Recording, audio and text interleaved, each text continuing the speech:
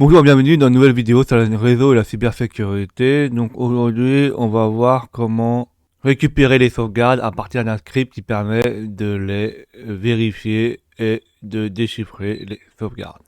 Donc tout ceci est mis dans le serveur base de données. Donc la première chose, pour être sûr qu'on ait des sauvegardes effectives sur le serveur Active Directory, donc le Windows 2022. Donc on va se connecter dessus. Donc on se connecte.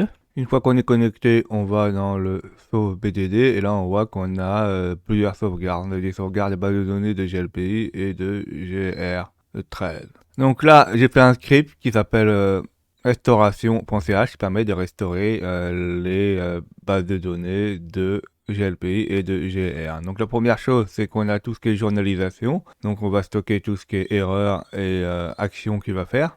On a les variables de commande. La première chose, comme sur le script là, c'est de vérifier est-ce que le répertoire de journalisation existe. S'il existe, on le crée.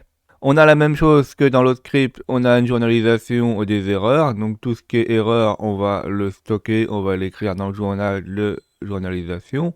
Alors à la fin, j'avais mis une mount L. C'est parce qu'en fait, des fois, suivant les erreurs, on a la plupart du temps le répertoire qui est monté, qu'il faut le démonter. On a la récupération de la date actuelle. On a encore le écrit chaîne qui permet d'écrire une chaîne dans la journalisation qui sera bien sûr horodatée. On a aussi avec eval et la gestion des erreurs, aussi bien la sortie courante et les erreurs qui sont gérées et qui vérifie s'il n'y a pas d'erreur dans les commandes. Dedans, on a mis une aide. Donc, suivant les arguments qu'on va lui mettre, on aura une aide ou pas. On a une fonction qui permet de vérifier la signature. On se rappelle bien que quand on avait sauvegardé, on avait fait des signatures. Et il faut reprendre ces signatures-là quand on va restaurer la sauvegarde pour vérifier que les fichiers n'ont pas été corrompus, modifiés, etc. Donc la première chose qu'il va faire, c'est qu'on va vérifier les arguments passés au script et on va voir est-ce qu'on n'a pas l'argument ou le flag -h ou -help qui est bien mis. Et si c'est mis, il va nous afficher l'aide et il va quitter le programme. Sinon, on passe en mode normal. Donc en mode normal, la première chose, c'est qu'on va monter un répertoire. On va créer un menu par rapport aux fichiers qu'il va trouver dans la sauvegarde. Donc les fichiers crypt. Il y a bien un message d'erreur s'il ne trouve aucun fichier sauvegarde trouvé. Il va lister les fichiers crypt s'il en existe. Et là, il va demander à l'utilisateur quel fichier en fait il voudra décompresser qui sera restauré pour la sauvegarde. Donc si un mot est saisi, il vous le dira. On a des changements d'extension parce qu'en fait l'extension de fichier chiffré et l'extension du fichier qui permet la signature c'est pas le même. Là on a tout ce qui est la vérification de la signature. Une fois que ceci est fait, il faut déchiffrer les fichiers. Donc il nous faut évidemment le mot de passe. Donc on va demander à l'utilisateur de saisir le mot de passe qui permettra de déchiffrer notre fichier qui est chiffré. Alors, dans le fichier chiffré, il y a plusieurs fichiers à l'intérieur. Une fois que ce sera déchiffré, il y aura une archive en tar.gz et on faudra la décompresser.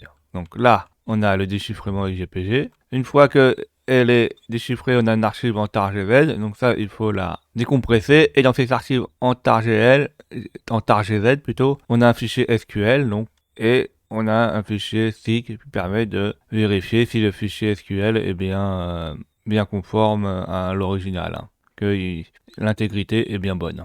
Donc on fait la création des menus SQL, donc tout ce qui est base de données, on va le saisir pour faire la vérification de celui-ci au niveau de sa signature. On continue si c'est bon, et à la fin on démonte la base de données. Alors après, pour appliquer la sauvegarde, ça sera à vous de le faire. Parce que suivant si la sauvegarde du fichier crypt ou la sauvegarde SQL est pas bonne, ça sera à vous de voir qui s'est mal passé ou de l'effacer ou de l'appliquer sur une machine test ou pas, ou en production, parce que normalement on n'applique pas directement en production, on peut avoir des problèmes, donc il faut faire attention à ceci. Alors, le script il sera disponible sur GitHub. C'est un script que j'ai fait un peu comme ça, il n'est pas exempt d'erreurs et de failles de sécurité, donc ça sera à vous de le corriger et de le durcir évidemment. Ce n'est pas à mettre ceci en production. Donc là, on va le tester et on va voir les différentes fonctionnalités qu'on peut avoir. Alors, on quitte, on fait un sudo root restauration.ch. Alors, on a vu qu'on pouvait afficher l'aide en faisant -h, donc on va le tester, voir si ça fonctionne. Donc là, hop, ça fonctionne. On va faire une démonstration normale. Donc là, je l'active en mode normal. Donc là, il voit qu'il a détecté 2 sauvegardes qui ont été faites. Vous aurez sûrement plusieurs sauvegardes. Si vous faites des sauvegardes tous les jours, il y en aura d'autres. Alors, il faut faire attention à ce genre de sauvegardes. Il faut en faire plusieurs. Il faut en faire sur le serveur. Il faut faire des sauvegardes à froid. Par exemple, une fois tous les mois ou une fois tous les 6 mois. Et qui seront stockés dans un endroit où ils seront inaccessibles. Par exemple, des disques durs ou des bandes magnétiques. Dans un endroit où ils seront pas branchés. Donc par exemple dans une armoire ou plutôt dans un coffre-fort, on va dire. Alors là, pour la signature, par exemple, on sélectionne GLPI 1302 2024. Et donc là, la signature a été vérifiée, donc là c'est bon, il nous dit de continuer. Donc là, il faut taper le mot de passe pour le déchiffrer. Donc je tape le mot de passe. Alors là, c'est normal, qu'il n'y a rien qui s'affiche, c'est fait exprès. Le mot de passe ne sera pas affiché. On fait entrer. Là, on voit qu'il a réussi à extraire un fichier en glpi.sql. Donc, c'est ce fichier-là qu'on veut vérifier si la signature est valide ou pas. Donc, on fait un glpi.sql. On fait entrer.